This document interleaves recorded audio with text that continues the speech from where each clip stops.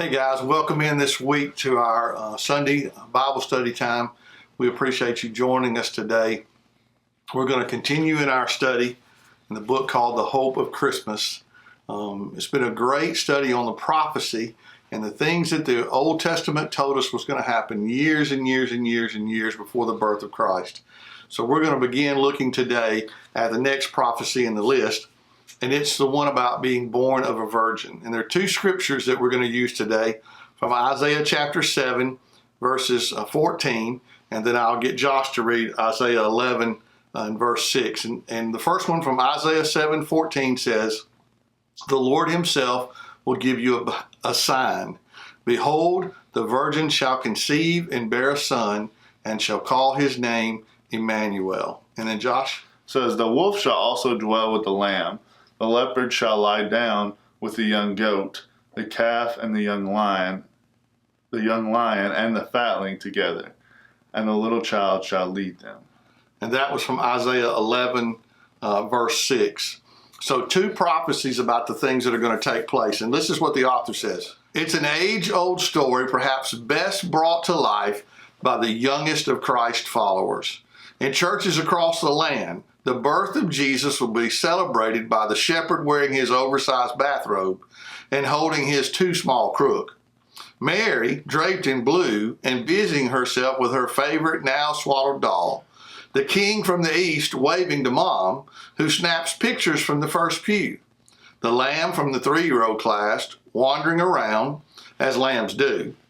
And Joseph, looking like he'd rather be anywhere but on the stage.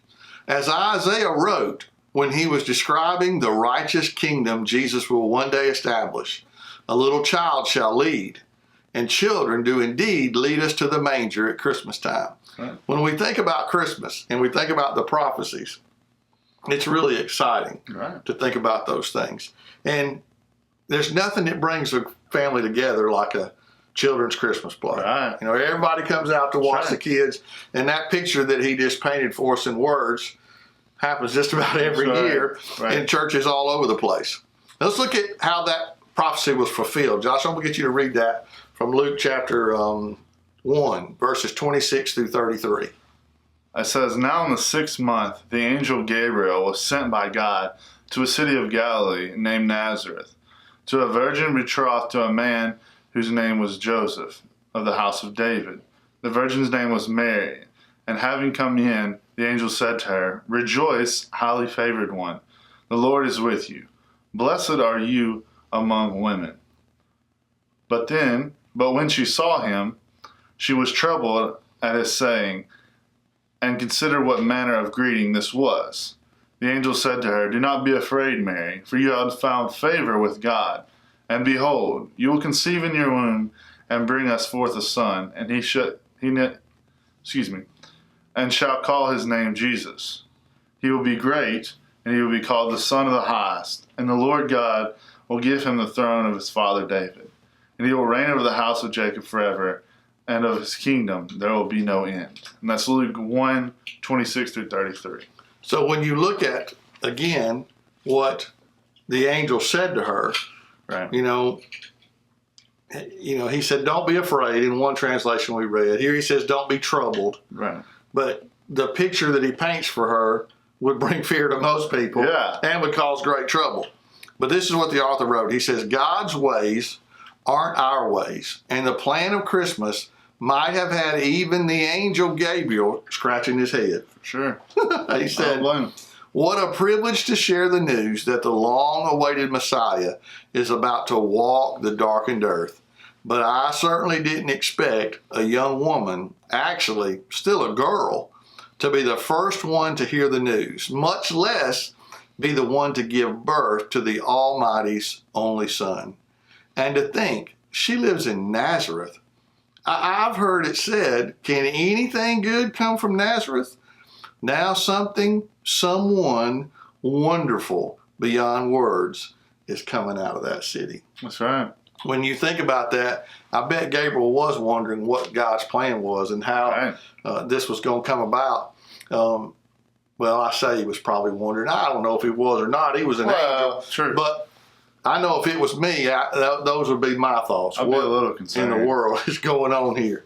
He says, Mary was upset by the angel's sudden and glorious appearance. So after he greeted her, Gabriel said, "Don't be afraid."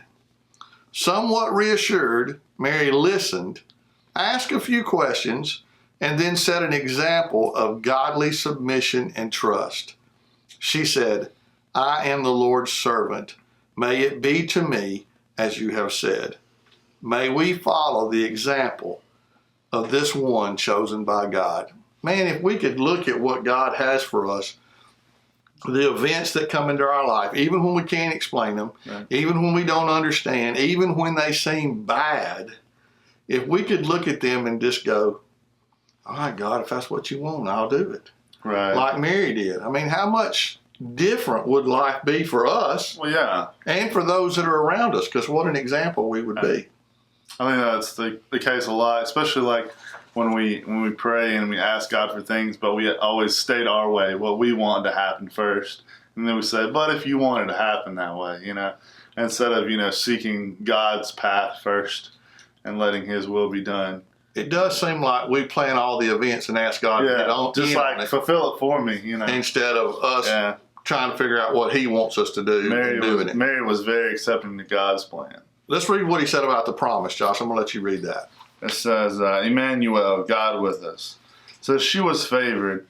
We are blessed. Mary yielded her life, her dreams, her very body to the sovereign and his plan for all humanity.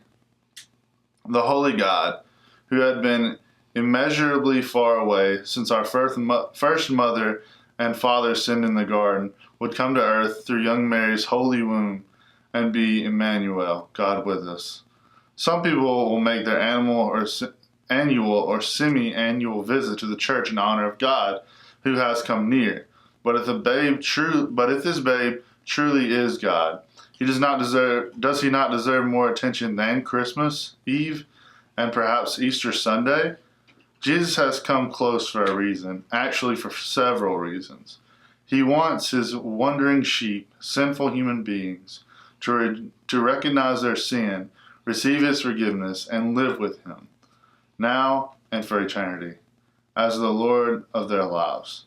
Jesus has come near to bless us with his grace, to guide us, to protect us, to provide for us, to free us from our sinful ways and their consequences, to show us and tell us he loves us. That's cool. Again, reminding us that Mary chose to be 100% surrendered to what God wanted for her. God had a plan, and that plan included sending his only son to live on this earth, to be born of a virgin, to die a horrible death on the cross, to be buried, to be raised again, to walk in a newness of life so that we could have fellowship with him. Here's a scripture that he gives us to close. Receive Jesus' love if you haven't, and share his love if you have. That's the greatest mission that we could have. Take the gift that God gives to us and then share that gift with other people. Then he gives us this scripture from Matthew 1:22 and 23, and I'll close with this. So all this was done that it might be fulfilled, which was spoken by the Lord through the prophet, saying, Behold, the virgin shall be with child and bear a son, and they shall call his name Emmanuel, which is translated God with us. I hope this chapter that we finished today will encourage you to remember that God had a plan from the very beginning. That plan was fulfilled through the life of Jesus Christ. And the scriptures we shared today all point to that thing. I hope that you have a great day today. Hope you're able to go to church. If not, try to watch a good service on TV. But if you can, be sure to not forsake the assembling of yourselves and be a part of God's house today and worship him there. Josh, would you close us in a word of prayer? I will. Hey, God, we come today at prayer. And God, we just thank you for this time that we get to gather together, God, with other believers, God, to share your word, to remember the prophecy that you spoke, God, and that you gave for us, God. And we get to see it fulfilled throughout your scriptures. And Lord, we pray that it just speaks to someone today, God, that someone would give over their life to you, God, that would surrender themselves as Mary did. Lord, we just love you so much and just thank you for who you are, God. You know, we pray. Amen. Amen. Hope you guys have a great week, and we'll see you next time. See you then. Right. Bye-bye.